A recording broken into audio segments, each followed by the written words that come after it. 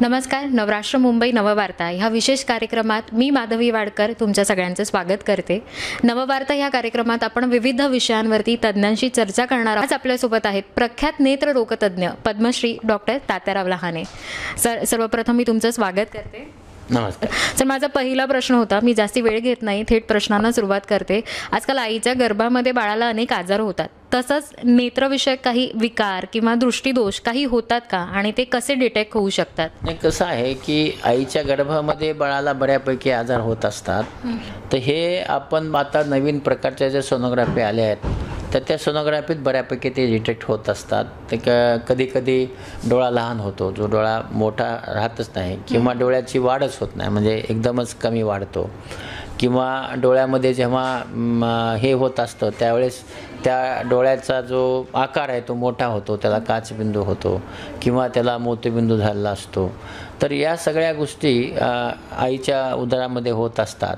पण आता यावर निश्चित असं आहे की काही गोष्टी असतात की त्या आपल्याला सोनोग्राफीने पाहता येतात, आणि काही गोष्टी असतात की त्याच्यामध्ये आईचं जे आपण म्हणूया की त्याचा जे आहार आहे त्या आहाराकडे जसं अजीवनसत्व वगैरे आईने घेतलं, तर त्या काळात समजा आईला ताप वगैरे आला तर त्याच्या तपासण्या करून घेतल्या तर बरेचसे आजार हे टाळता येण्यासारखे असतात.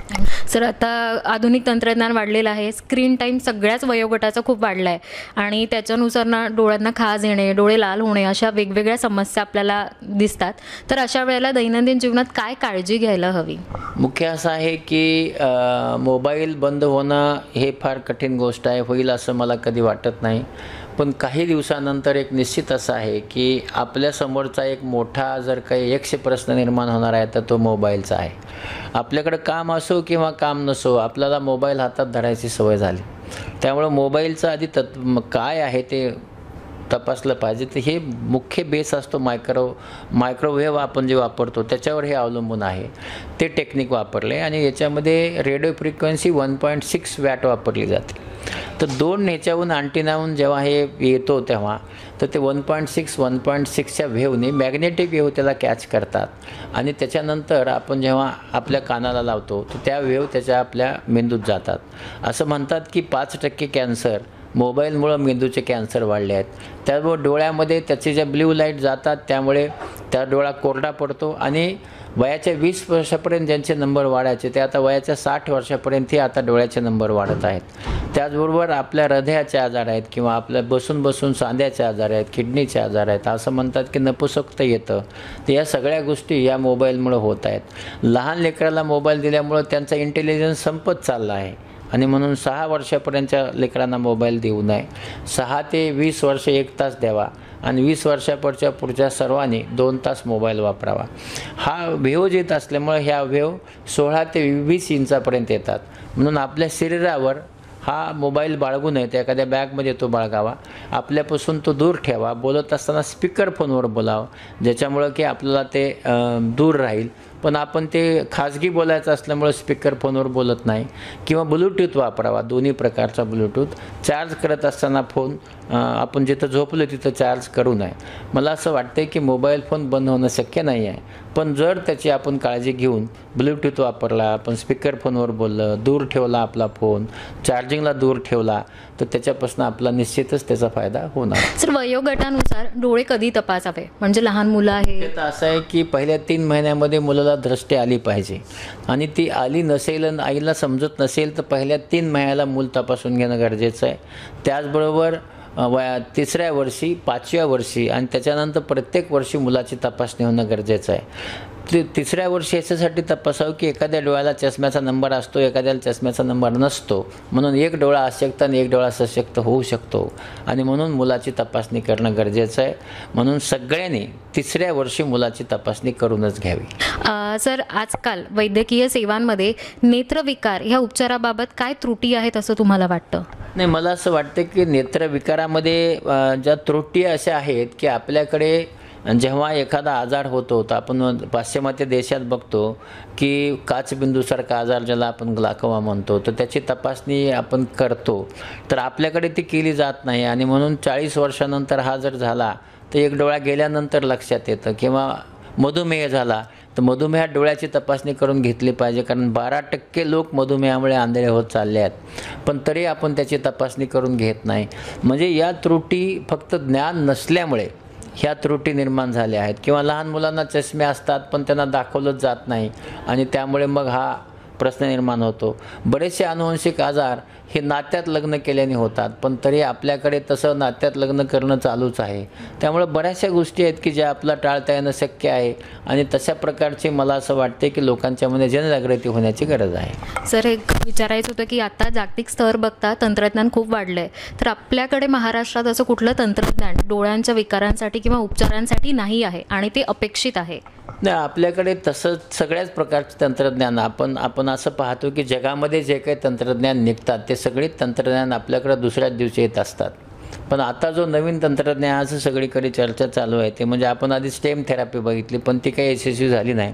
आता एक जीन थेरपी नावाची आपण दुसरी एक थेरपी पाहतो की ज्याच्यामध्ये अनुवंशिक आजारामुळे जिथं जीन खराब झाले तर अशा वेळेस ते आजार होतात. तर अशा वेळेस आता आपण पाहतो की तो जो एखादी मोटरसायकल जशी दुरुस्त करताना आपण एखादा पार्ट काढून टाकतो, तसं तो पार्ट काढून तिथं आपण जर जीन बसवला तर तो पुन्हा काम करायला लागेल. तर ह्या थेरपी आता येण्याची शक्यता आहे. आत्तापर्यंत सर किती मोतीबिंदू शस्त्रक्रिया तुम्ही केलेल्या आहेत आणि किती शिबिरं तुम्ही घेतलेली आहेत?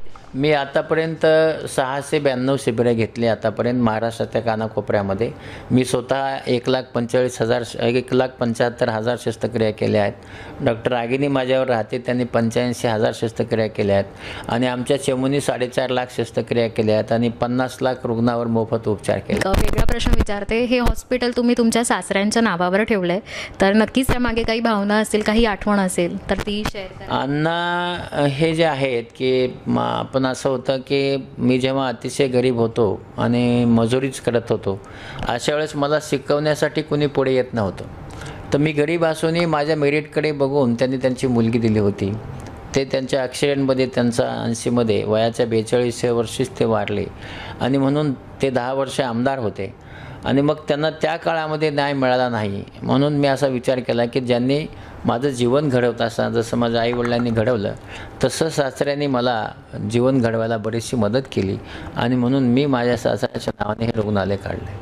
10 वर्षानंतर कुठे बघता या रुग्णालयाला, या हॉस्पिटलला? माझं असं डोक्यात आहे की आपण पाहतो की मुंबईसारख्या ठिकाणी जर काही अडचण असेल तर समजा डोळ्याची, तर आपण एली प्रसादला जातो म्हणजे हैदराबादला किंवा शंकरनेत्रला जातो.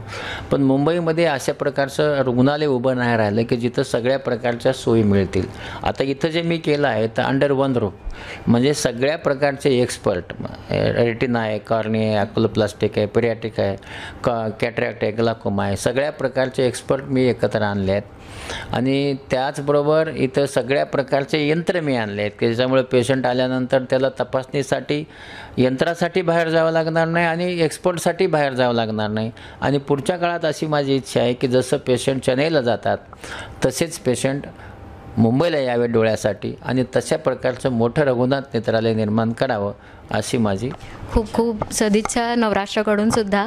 आणि सर, असं ऐकण्यात आलं आहे की बॉम्बे ऑप्थॉल्मॉलॉजिस्ट असोसिएशन ह्यांच्याकडनं एक लाईव्ह सर्जरी इथे होणार, प्रायव्हेट हॉस्पिटलमध्ये होणार आहे, तर काय सांगा? आपल्याकडे कसं आहे की आपण आतापर्यंत नाही, प्रायव्हेटमध्ये आधी आपण करायचो के मेहता सरांच्याकडे वगैरे सर्जरी आपण करायचो, पण आता आपण पहिल्यांदा सगळ्या सर्जरी आपण इथं करत आहोत. जवळपास 21 सर्जरी, पण वेगवेगळ्या प्रकारच्या नवीन टेक्नॉलॉजी ज्या डेव्हलप झाल्यात तर लोकांच्या समोर नवीन टेक्नॉलॉजी दरवर्षी मी नेण्याचं काम करतो. ही गेली मी 16 वर्षापासून करत आहे. तर ह्या टेक्नॉलॉजी खेड्यातली जी म्हणजे आपल्या ग्रामीण भागात काम करणारे डॉक्टर आहेत किंवा अशी सगळी डॉक्टर आहेत तर यांच्यापर्यंत हे जाऊन की पेशंटचा त्याच्यामध्ये कसा फायदा करता येईल, पेशंटला जास्तीत जास्त विज्ञानाने आपण कसं चांगलं करू हे करण्यासाठी मी दरवर्षी हे करत असतो. तर आपल्याकडे त्या शस्त्रक्रिया आपण आता शुक्रवारी करत आहोत आणि त्याचबरोबर जवळपास 2500 डॉक्टर जे आहेत ते वेस्टिनला जमा होणार आहेत आणि त्यांच्याकडे आपल्याकडे 3 दिवस सगळ्या प्रकारच्या गोष्टीवर चर्चा होणार आहे. त्याच्यासाठी जवळपास 380 फॅकल्टी, वेगवेगळ्या प्रकारचे ज्ञान असणारी माणसं भारतातनं आपण इथं बोलवली आहेत आणि ते त्यांचा अनुभव हे बाकीच्या लोकांशी शेअर करणार आहे. नवराष्ट्रामध्ये आज आपण पाहिलं आहे की सुंदर अशा गप्पा आणि मार्गदर्शन आपण डॉक्टर तात्याराव लहाने यांच्याकडनं घेतलं. असेच आपण कार्यक्रम पुढेही चालू ठेवणार आहोत, तर नक्की बघत राहा, लाईक करा, सबस्क्राईब करा आणि शेअर करा.